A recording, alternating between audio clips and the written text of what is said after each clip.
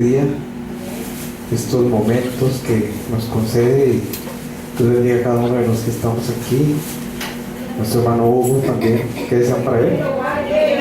Dios lo bendiga, Dios lo guarde. El hermano Hugo Borrego llegó con una hora de retraso el hermano.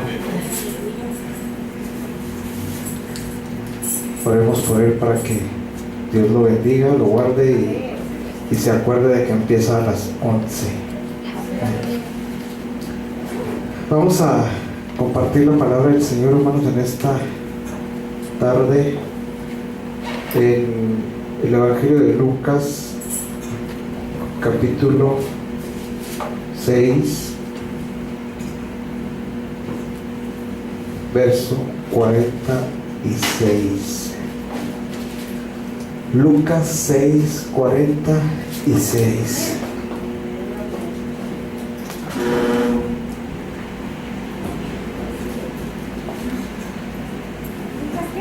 Seis, 46.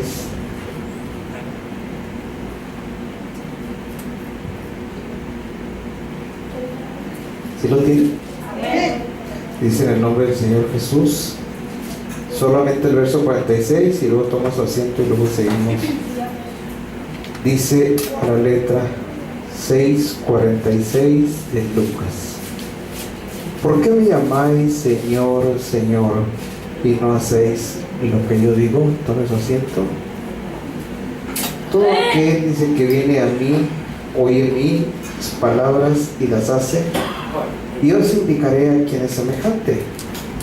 Semejante es al hombre que al edificar una casa cavó y ahondó y puso el fundamento sobre la roca. Y cuando vino una inundación y el río dio con ímpetu contra aquella casa, pero no la pudo mover porque estaba fundada sobre la roca. Así el que oyó y no hizo, semejante es al hombre que edificó su casa sobre tierra sin fundamento, sobre la cual el río dio con ímpetu y luego cayó, y fue grande la ruina de aquella casa. Amén. Aquí está hablando nuestro Señor Jesucristo de dos clases de construcciones, de dos casas, de dos vidas, de dos tipos de cristianismo. Uno que está edificándose sobre la roca y el otro está sobre la tierra sin fundamento. Los dos reciben la llegada o la venida, como dice, del río. Las dos reciben el golpeteo de las aguas. Las aguas vienen y dan con fuerza en aquella casa, pero una no se puede mover porque está cimentada sobre la roca. La otra es destruida porque está fundada o construida sobre la tierra o sobre la arena. Y dice que aquella que fue construida sobre la tierra o sobre la arena, dice, cayó y fue grande su ruina. ¿Qué es lo que podemos nosotros comprender de aquí? Le decía hace unos momentos, se trata de dos estilos de vida, dos clases de vida, dos clases de cristianismo. Y lo que nosotros podemos entender es una cosa: ser cristiano no es pertenecer a un grupo. Ser cristiano no es traer una Biblia cargada. Por ejemplo, ser cristiano para la mujer no es cubrirse la cabeza. Ser cristiano para el hombre no es traer su Biblia bajo el brazo. No, o sea, son parte, pudiéramos decir, parte del equipo. Pero en sí, un cristianismo, como lo enseña el Señor Jesús, es un cristianismo que viene cimentado precisamente en la roca. Ahora yo quiero que usted me conteste o que usted considere, ¿quién es la roca? Vamos a hacerlo sencillo. ¿Quién es la roca? El Señor Jesucristo. ¿Sí? Bueno, ¿y cómo vamos a fundar sobre esa roca? ¿Cómo? Porque nosotros los predicadores a veces nos ponemos a gritar nomás, y tienes que estar fundado sobre la roca. Bueno, pero ¿qué es estar fundado sobre la roca? Firmes, pero más amplio el concepto, fundar mi casa sobre la roca. Sólidos y Fuertes, obedeciendo. O sea, está muy sencillo. Fundar mi casa, o edificar mi casa, o mi vida, mi cristianismo sobre la roca, es tomar las enseñanzas de nuestro Señor Jesucristo, aplicarlas a mi vida y tener un estilo de vida semejante a lo de nuestro Señor Jesús. En otras palabras más entendibles, Él lo pone de esta manera: ejemplo os he dado para que como yo he hecho, dice, vosotros también hagáis. Sí. Bueno, ahora, ¿por qué necesitamos estar fundados sobre la roca? Aquí el Señor lo dice: van a venir ríos. ¿Qué son los ríos? Problemas. Van a venir adversidades. Van a venir enfermedades. Va a venir escasez. Van a venir varias cosas. Van a venir desilusiones, decepciones. Van a venir tantas cosas. Y si nosotros no estamos fundamentados en esa roca, vamos a caer fácilmente. Hay mucha gente que viene al cristianismo, pero fundamenta o edifica su casa no en la roca que es Jesucristo, sino sobre algún otro fundamento humano. Quizás pone su vista en su pastor, quizás pone su vista en los hermanos de la congregación que lo tratan bien, y ahí empieza a edificar sobre el trato o la relación humana que tiene con las demás personas con las cuales convive. Pero llega un momento en que esas personas sobre las cuales ha edificado le van a fallar, y al fallarle se va a derrumbar. Entonces, hay un fundamento que la Biblia lo llama la roca inconmovible de los siglos. Es un fundamento que no se mueve para nada. Y el apóstol Pablo enfatiza sobre ese fundamento y dice: porque nadie, dice, puede poner otro fundamento que el que está puesto, el cual es Jesucristo. Bueno, una vez que empieza usted a edificar sobre el fundamento, sobre la roca, sobre los principios, sobre los valores que nuestro Señor Jesús enseñó, su vida como cristiano tiene que ir cambiando poco a poco. Son cambios, a veces son rápidos, a veces son lentos, pero es gradual. Poco a poco va cambiando su forma de ver las cosas, su manera de pensar, su manera de hablar, su manera de comportarse delante de Dios y delante de sus semejantes. O sea, tiene que haber un cambio. Si no hay un cambio eficaz en la vida de usted, algo está sucediendo mal. Lo hemos dicho de diferentes ocasiones. ¿Por qué? Por ejemplo, a una persona se le alimenta bien, se le da de comer bien y todo lo que usted guste, pero esa persona no demuestra o no aprovecha los alimentos, no aprovecha los nutrientes, no aprovecha nada. ¿Por qué? Pues porque esa persona a lo mejor está llena de parásitos, de lombrices. Y esas lombrices en su organismo no le dejan aprovechar todo lo que los alimentos le están proveyendo. En el sentido espiritual es lo mismo. Tenemos la enseñanza, tenemos la lectura de la palabra del Señor, tenemos la oración, tenemos la alabanza, pero sin embargo, a veces seguimos siendo los mismos. ¿Por qué no hay un cambio eficaz en la vida nuestra? Pues porque algo está dentro de nosotros que nos está impidiendo desarrollar, nos está impidiendo aprovechar los nutrientes que la palabra de Dios trae a nuestra vida. ¿Qué tenemos dentro de nosotros que no nos deja? Pues parásitos también.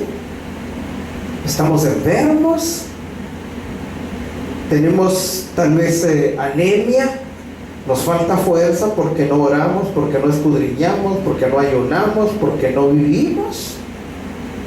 Y somos en realidad cristianos aparentes solamente. O sea, tenemos la apariencia. Pero de ahí a que seamos realmente verdaderos cristianos, pues dista mucho, está muy lejos el asunto. ¿Por qué lo decimos? Primero, ¿para qué estamos dentro de la vida cristiana? Estamos dentro del cristianismo para que Dios obre en la vida nuestra. No nos ha sacado Dios de allá solamente para dejar de ser unos borrachos, para dejar de hacer esto. No. Dios nos ha traído de allá para hacer de nosotros unas personas mejores en todos los aspectos. Tanto así que dice la Biblia que nosotros hemos de llegar a ser semejantes a Él. Ahora, ¿en qué vamos a ser semejantes a Él? En todo.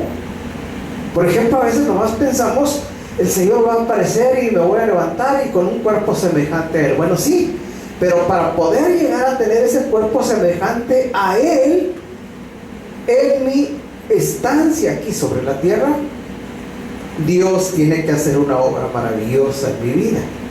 O sea, se tiene que formar mi persona semejante a la persona de Jesús. Si usted analiza los evangelios, los 4 evangelios, si usted analiza la profecía, por ejemplo, Isaías habla de Jesús como un varón experimentado en quebranto. Habla como un cordero, dice, que fue llevado al matadero y delante de sus trasquiladores, dice, enmudeció y no abrió su boca. Ahora, nosotros estamos en esa condición. Yo creo que no estamos en esa condición. A nosotros nos agreden y respondemos. Entonces, ¿cómo queremos llegar a ser semejantes pues a Jesús? O sea, para que usted vaya comprendiendo, el carácter de Jesús tiene que ser formado en nosotros. ¿Y cómo va a ser formado en nosotros? Si no conocemos, por ejemplo, los evangelios, no conocemos cómo se porta Jesús ante los insultos, ante las burlas. No conocemos cómo reacciona Jesús cuando le presentan a una mujer pecadora. No conocemos muchas cosas. Entonces, ¿cómo vamos a llegar a ser semejantes a Jesús? Ese es el énfasis de este día. Edificar mi casa sobre la roca es el equivalente a poner en práctica en mi vida los ejemplos que Jesús ha dejado a través de su palabra. Por ejemplo, en el asunto de la oración, ¿cuánto tiempo oraba Jesús? Mínimo, ¿cuánto tiempo? Mínimo, dice, oraba 1 hora. Mínimo. Y esa oración dice que lo hacía apartado de sus discípulos.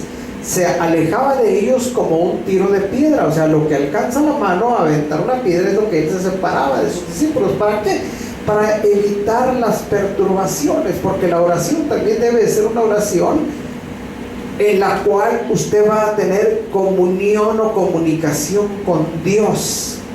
Usted no puede ver, usted puede tomar enseñanzas naturales. Cuando usted está platicando con una persona y luego empieza a sonar la batería y luego empiezan a cantar y luego sale un niño corriendo, usted puede tener una comunicación con la persona que está frente a usted.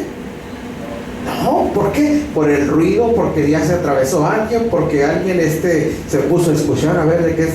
O sea, tantas cosas. Entonces, la oración debe de ser una oración en la cual usted se va a encontrar con Jesús.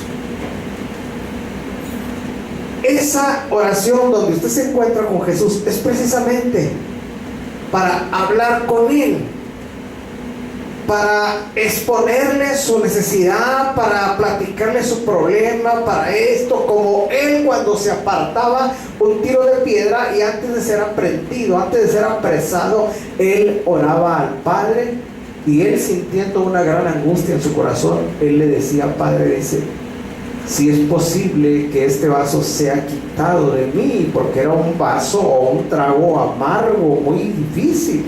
Dice, pero que no se haga mi voluntad, sino la tuya. O sea, diciéndole, para mí es muy difícil, pero si tengo que hacerlo, lo voy a hacer. Si es tu voluntad que yo lo tenga que hacer, lo voy a hacer. Entonces, estar cimentados en la roca es precisamente tener como base los ejemplos de nuestro Señor Jesucristo. Si estamos cimentados sobre la roca, estaremos preparados para la adversidad. Yo le he hablado a las personas, hay gente muy dependiente de las familias, muy dependiente de esto, muy dependiente de lo otro. Y yo les he dicho, usted tiene que ser independiente. Usted tiene que separar tiempo para su familia, tiempo para usted, tiempo para Dios. O sea, tenemos que ser independientes. Por ejemplo, nosotros como humanos, la familia nos jala pero con ganas. Bueno, yo no sé a ustedes, pero a mí no. O sea, la familia es una atadura tremenda para muchos. Y el Señor Jesús nos habla todo lo contrario. Dice: el que no dejare padre, madre, hijos, heredades, y luego dice: y viniere pos de mí, dice, el tal no es digno de mí. Había una señora que venía aquí al culto, venía los miércoles y le invitábamos los domingos, y los domingos decía: no, es que los domingos no puedo.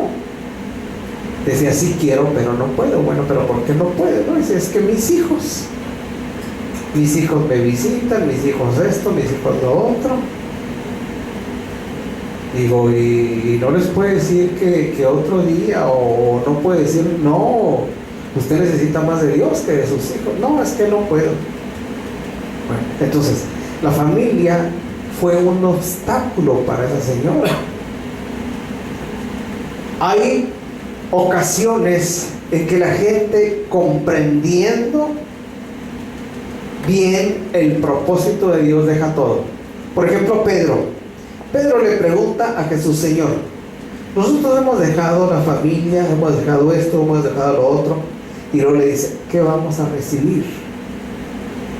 El Señor les dice: de cierto os digo, dice que ustedes que han dejado esto y esto y esto y esto y esto, van a recibir aquí en esta vida 100 tantos más, y en la venidera la vida eterna. Entonces, a veces no entendemos. Usted no quería mencionar, pero usted ve la ausencia, y la ausencia, ¿por qué es la ausencia? Pues por niñerías, por boberías que no vienen al caso. Eso es. Si usted lo ve desde el ángulo que yo lo veo, ya ¿será esa la semejanza del catolicismo? Compadre, ven y vamos a bautizar al niño y vamos a hacer esto y se van. Y usted sabe bien que no es correcto. Sin embargo, ahí van. ¿Y por qué?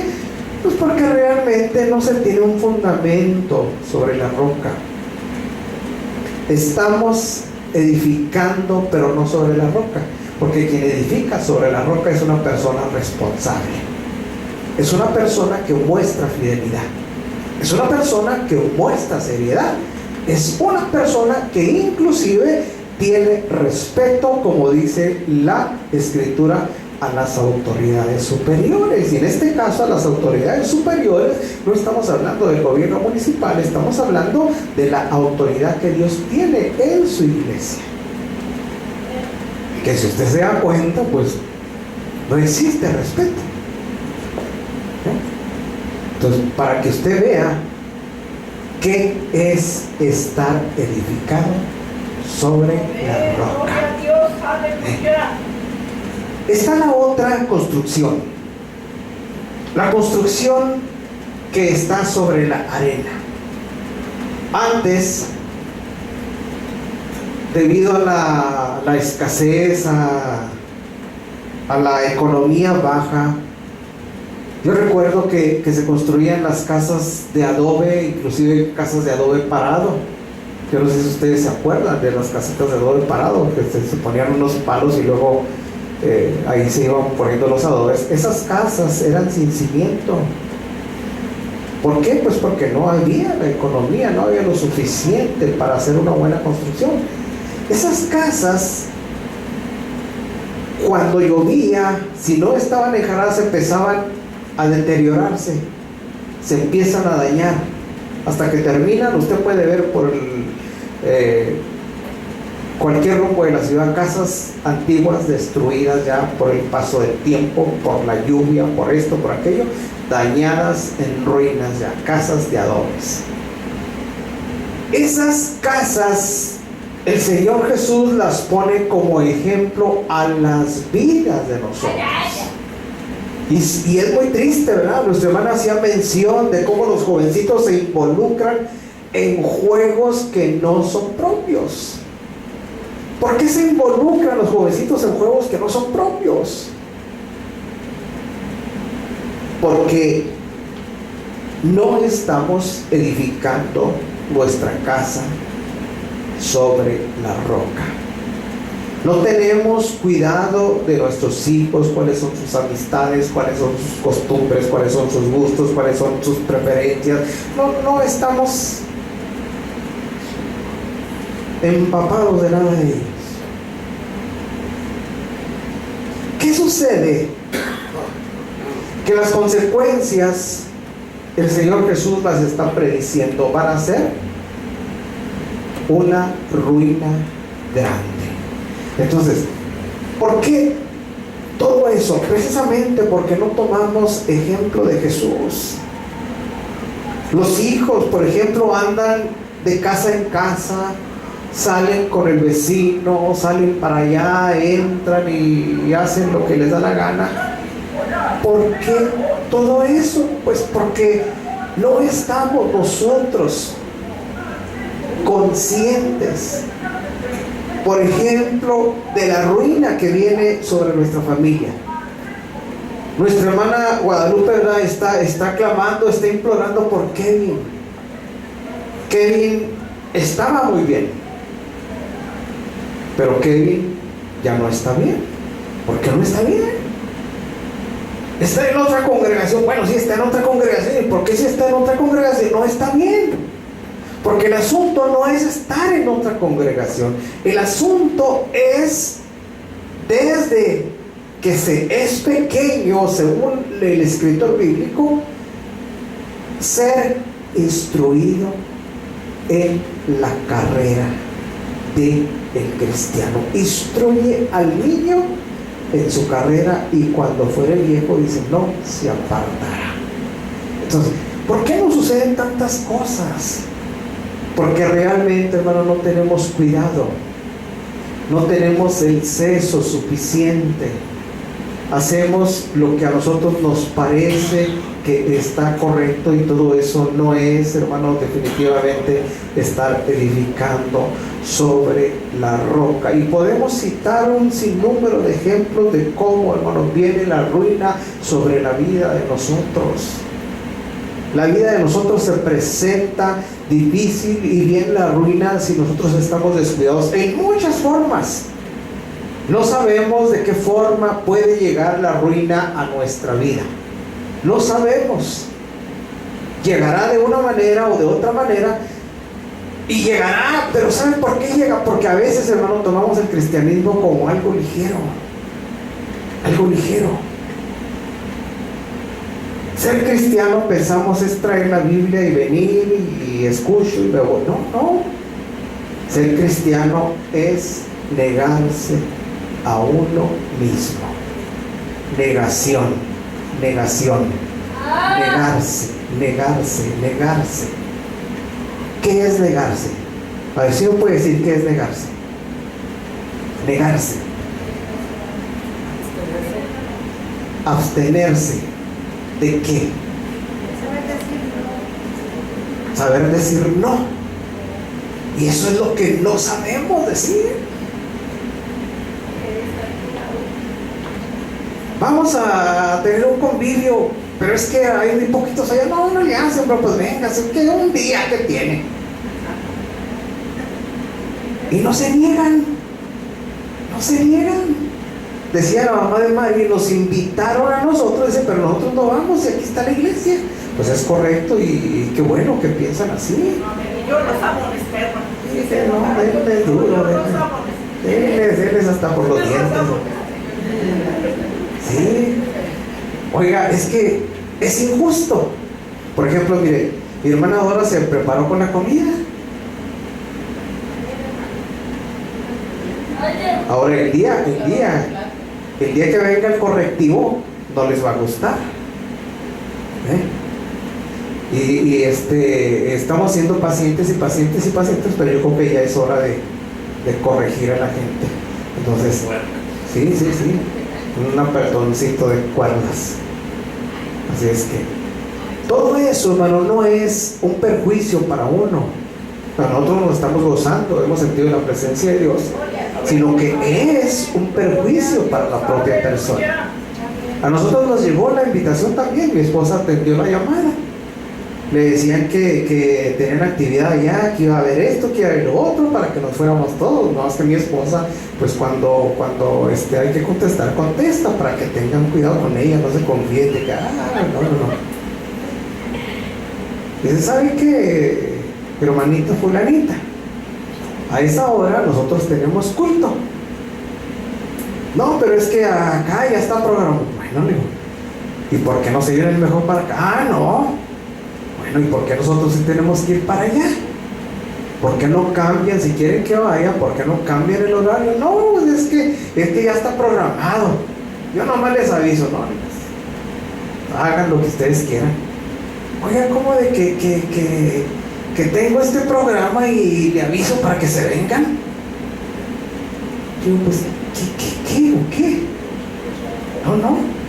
Y ya sabíamos ya desde el martes. Yo le dije a mi esposa, no comenten nada, no les digan nada, silencio, pero que no. Digo, pues ni modo, si no vienen, que no vengan. Es que nosotros tenemos el compromiso con el Señor, no con el ser humano. Claro. Es compromiso con Dios. Compromiso espiritual con Dios. Y a mí sí me da mucha tristeza de plano, pero pues ahí hay ellos. Yo tengo una semana, hermano, que me habían invitado, pero yo siempre les dije que no. Y que fuera otro día que no hay frutos, Sí. Y estar fundado sobre la roca es tener carácter. Cuando hablamos de tener carácter, no estoy hablando de ser enojón, sino de que usted debe estar firme en sus convicciones. Que nada lo mueva. Yo soy una de las personas, ¿verdad?, que no se mueve de esa forma. Nunca de los nunca me ha movido. Hay mucha gente que sí es movida por la comida. Comida allá y se van, dejan todo. Y yo no.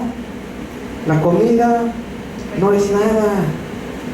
No. La comida, dice el Señor, entra y se va a la letrina y se acabó. Pues sí, pues ni modo que se quede.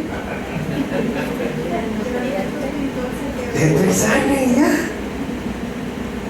Entonces, tenemos que nosotros tener firmeza en nuestras convicciones. Amén. Ustedes no se desanimen. Somos los suficientes para salir adelante. Una persona es capaz de cambiar el mundo, pero tiene que empezar con su vida. Ustedes tienen un potencial tremendo, ustedes pueden hacer que todas las cosas cambien, pero tienen que empezar. Tienen que empezar en su persona, tienen que empezar a hacer cambios, tienen que empezar a cambiar hábitos, tienen que empezar a cambiar tantas cosas. Y si ustedes quieren que prospere la obra de Dios, sería bueno que se pusieran a trabajar y se pusieran a invitar gente nueva, porque la gente vieja hasta cierto punto ya está viciada. Cueros nuevos o vino nuevo en cueros nuevos, porque desafortunadamente la iglesia de Jesucristo está llena de cueros viejos que no sirven para nada. Está como aquella canción que cantaban, pobre leña del pirul. ¿Sí se acuerdan de la hermana? Sí. Que no sirve ni para arder, nomás para hacer llorar.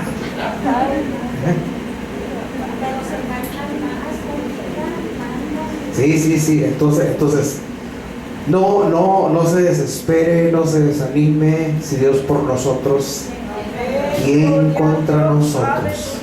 ¿Quién contra nosotros? Tratemos nosotros de cimentar nuestra casa sobre la peña. Tratemos de crecer en todos los aspectos, tratemos de madurar, tratemos de salir adelante, que nos espera un grande galardón. No es en vano la lucha, no es en vano la prueba, no es en vano la aflicción, no es en vano el sufrimiento, no es en vano nada. El trabajo en el Señor no es vano. Entonces, tenemos dos tipos de construcción: la que está cimentada sobre la roca y la que está edificada sobre la arena. ¿De cuál de las dos es la de usted? Ahí está la pregunta. Si la de nosotros es la que está edificada sobre la roca, vamos nosotros a edificar sobre la enseñanza de nuestro Señor Jesucristo.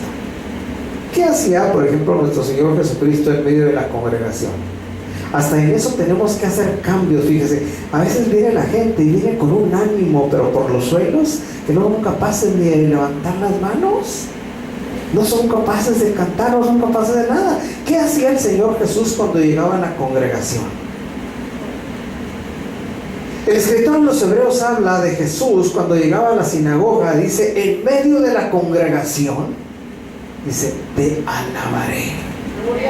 Y él levantaba sus manos y adoraba, y de sus labios salía alabanza para Dios. Y decía, anunciaré a mis hermanos tu nombre. Entonces, ahí está una de las acciones que nosotros podemos imitar de Jesús: llegar a la congregación y no dar alabanza a nuestro Dios dependiendo de nuestro estado de ánimo, porque nuestro estado de ánimo a veces está muy abajo. Y si vamos a darle alabanza a nuestro Dios dependiendo de nuestro estado de ánimo, pues vamos a estar, como luego dicen, fritos. ¿Por qué? Pues porque cuando estemos abajo, ¿qué? pues no vamos a dar nada, vamos a esperar hasta que estemos arriba para poder. No, a veces tenemos problemas, a veces tenemos luchas, y en medio de la adversidad, como dice un cántico celeste,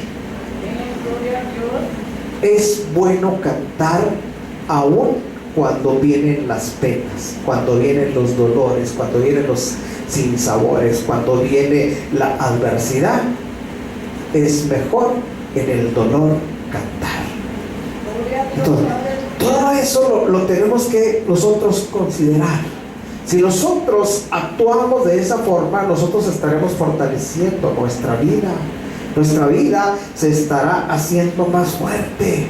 ¿Qué es lo que necesitamos? Ser fuertes. Ahora, ¿cómo vamos a ser fuertes? El apóstol Juan le escribe a los jóvenes. Dice: os escribo a vosotros mancebos, dice, porque sois fuertes. ¿Qué era lo que daba la fortaleza a aquellos jovencitos? Estaba hablando el apóstol de una fortaleza en el sentido espiritual. ¿Qué es lo que le trae fuerza a su vida, a su organismo en el sentido espiritual? El alimento. ¿Y cuál es el alimento? Es la palabra de Dios nutriendo su vida. Si usted no come de la palabra de Dios, su vida va a ser una vida raquítica. Por ejemplo, tomemos ejemplo de lo natural. ¿Cuántas veces se alimenta usted al día? ¿Una? ¿Dos? ¿Tres? ¿Cuatro? ¿Cinco? ¿Y cuánto alimento ingiere? ¿Poco? ¿Mucho? ¿Regular?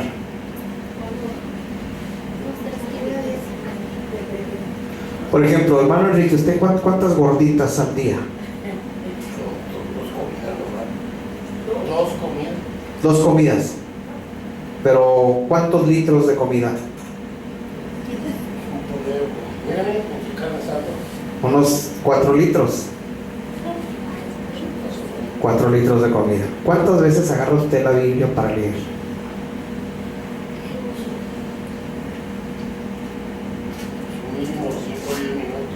Mínimo 5 o 10 minutos. ¿Y en 5 o 10 minutos qué lee? No, pues nada, ¿verdad? Nomás la abre y la cierra porque ya le dio sueño, ¿verdad? Para que vea la gran diferencia. Su cuerpo pues está fortalecido, y su hombre interior pues está débil.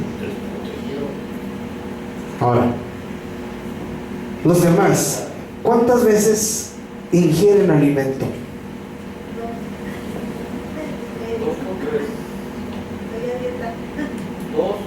2 o 3. ¿Cuántos litros?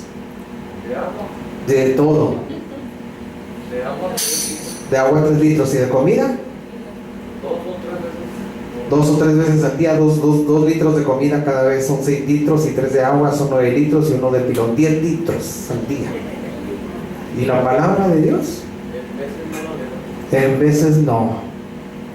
¿Cómo estará su hombre interior? Pues mal. De plano mal. Por aquí, hermana Guadalupe, ¿cuántas veces come usted ensaladita, frutita, comida? 4 veces. ¿Y cuántas veces se alimenta espiritualmente? 1. ¿Cuántos minutos? 1 hora. ¿Y en esa hora sí se aprovecha, o también nomás la abre y lo empieza a abastezar?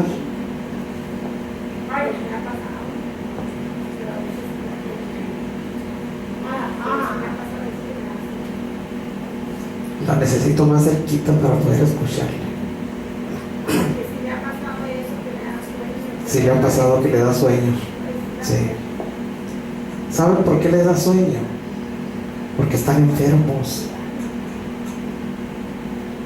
Porque la palabra, cuando la gente aprovecha la palabra despierta en la persona el deseo de más y más y más y más.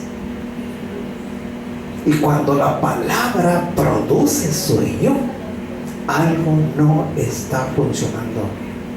Usted no se me quede viendo, ¿cuántas veces come el día? 3. ¿Cuántos litros de comida?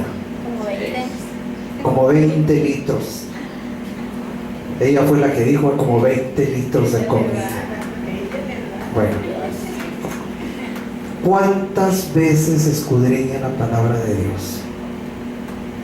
2, ¿por qué? 2 a la semana. Si no se mueren es por la misericordia de Dios ustedes. 2 a la semana. ¿Tú? Como 5 o 6 ¿qué? ¿Cómo? 5 o 6 comes. ¿Comes qué? Comida. ¿Y la palabra? Como unas 2 veces. ¿Por día? ¿Cuánto tiempo? Como media hora por día. Pues el equivalente de la hermana Lupe también. Nomás que ella es 1 por día, 1 hora, y tú 2 por día, media hora. Amén. Yo le puedo decir que como 2 veces al día, 2 veces y media, 2 veces y media. Y como poco porque según yo me puse a leer. Ahí le va.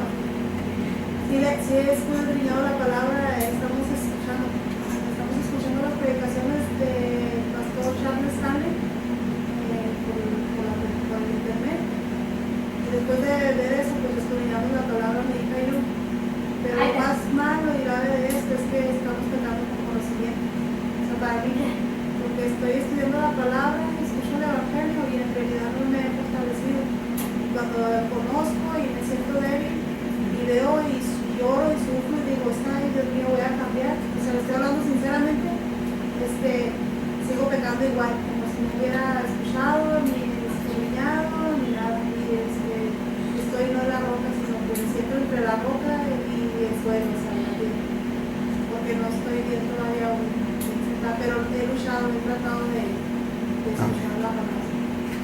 Amén.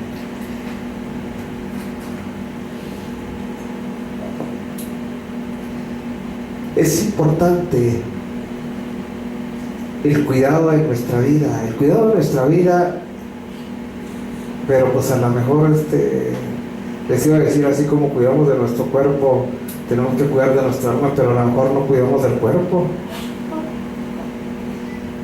¿Verdad que no?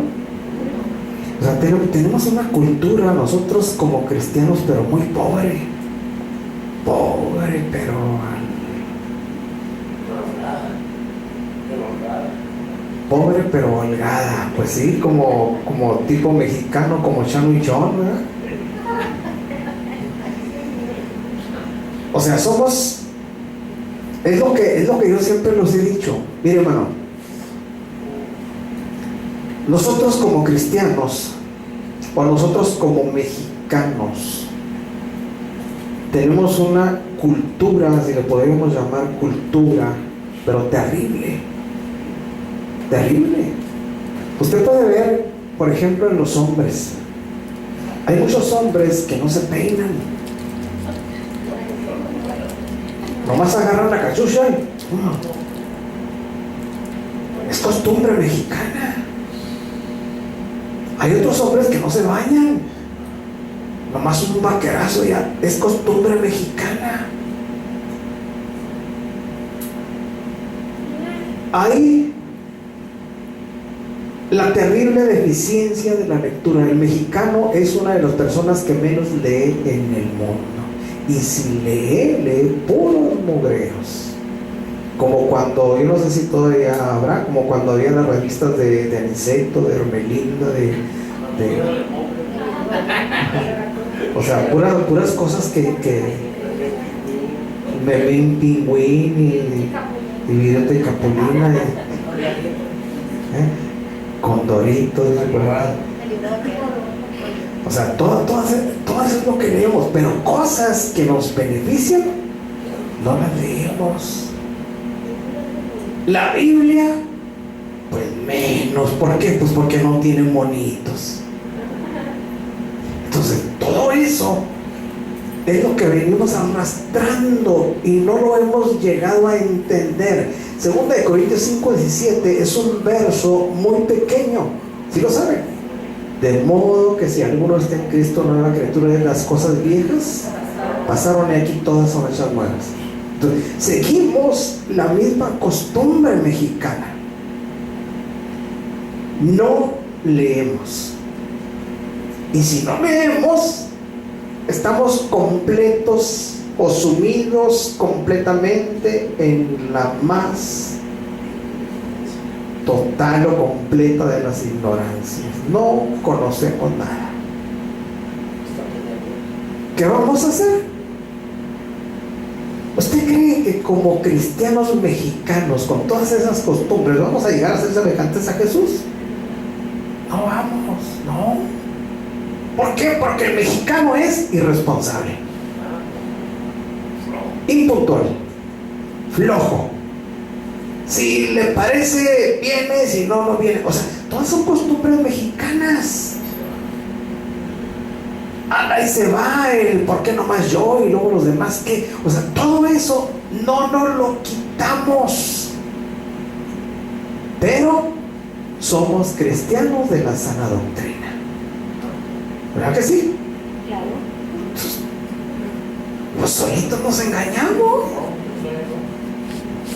Solitos. Entonces, todo eso tenemos que comprenderlo, tenemos que entenderlo, porque es parte de la edificación que estamos llevando a cabo. Estoy edificando mi casa. Ahora, fíjese, yo siempre se los he dicho, no solamente es su casa, es su esposa, son sus hijos, son sus nietos, son sus vecinos, son las generaciones que vienen. ¿Qué legado les va a dejar? ¿Qué herencia les va a dar? Dinero no, porque no tenemos dinero. ¿Qué les va a dejar pues? Entonces todo eso tenemos que entenderlo, tenemos que comprenderlo. Por eso dice el Señor a Josué, dice, solamente dice que te esfuerces. O sea, la vida cristiana es una vida de esfuerzo, de esfuerzo, de esfuerzo, de esfuerzo, de esfuerzo, de esfuerzo. Es una vida de negación, es una vida de convicción, es una vida de entendimiento, es una vida de cambios, cambios en mi persona, cambios de actitud, cambios que me tengan que traer beneficio a mi persona. Y si no, pues me voy olvidando de vida eterna. Por eso el Señor Jesús lo dice, en aquel día dice, muchos. Y no está hablando de gente de la Trinidad, está hablando de gente del nombre. Muchos me dirán, en tu nombre hicimos esto, en tu nombre hicimos esto, y en tu nombre echamos fuera de demonios, y en tu nombre hicimos muchas cosas. Dice, yo les protestaré, nunca, nunca os conocí. Apartados de mí, obradores de iniquidad. O sea, es muy claro el mensaje, pero pues no lo entendemos. Y no es que no lo entendamos, sino que pues estamos acostumbrados a hacer lo que a nosotros nos parece que está bien hecho. Eso es. Y si nosotros pensamos que está bien hecho, lo hacemos, aunque a la gente no le guste. Y ahí vamos. Bueno, ¿y qué vamos a ganar? Nada ganamos. Nada. Yo le decía en una ocasión a alguien, digo, ¿ustedes por qué salen tanto? Pues es que salimos porque es como una terapia los viajes para nosotros. Tenemos problemas y salimos al viaje nos desestresamos igual, y ustedes están como los borrachos. Los borrachos pues tienen problemas y se van a la cantina. Con la borrachera se les olvidan los problemas y vuelven. Ahí están los problemas. Es lo mismo.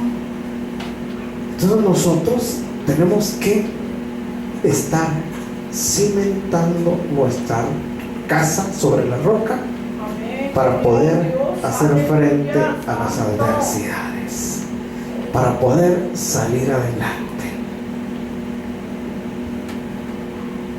Si usted quiere llegar a ser semejante al Hijo de Dios, y si no, pues usted puede seguir haciendo lo que a usted le parece. Pero un día alguien dice: hay un Dios que todo lo ve, que nos está viendo, que nos está oyendo, que todo lo sabe, y hay un Dios que nos va a pagar conforme a nuestras obras. Dios, aleluya, santo. Y ojalá y podamos salir bien librados de ese juicio, porque no es cosa fácil, hermano, estar ante la presencia. Ahorita, hermano, yo estoy seguro que ni siquiera idea tenemos de la grandeza de Dios. Confesamos: aquí está el Señor, y lo sentimos y decimos: Dios es grande. Pero si usted se pudiera a imaginar, o bueno, tal vez nuestra mente no alcanza ni siquiera a imaginar lo grande que es Dios. Y le voy a decir por qué. ¿Usted tiene idea de lo grande que es la tierra? No. La tierra es un pequeño punto en el universo, y Dios es más grande que todo el universo. Entonces, por eso le digo, no tenemos idea ni siquiera de la grandeza de Dios. ¿Cómo estar ante un Dios tan grande? Por eso Job, entendiendo todo eso, dice: antes, dice, de oídas te conocía, pero ahora, con tanto cuestionamiento que Dios le hace: ¿dónde estabas tú cuando yo ponía fundamento a la tierra? ¿Dónde estabas cuando le